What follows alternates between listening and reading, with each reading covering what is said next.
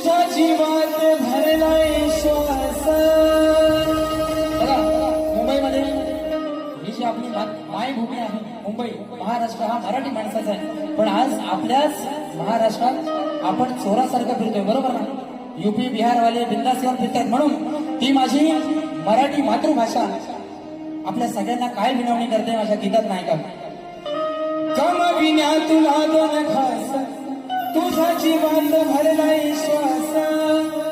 आता होतोय माझा ऱ्हास, तुला दिसत नाही का हा त्रास. विसरला तू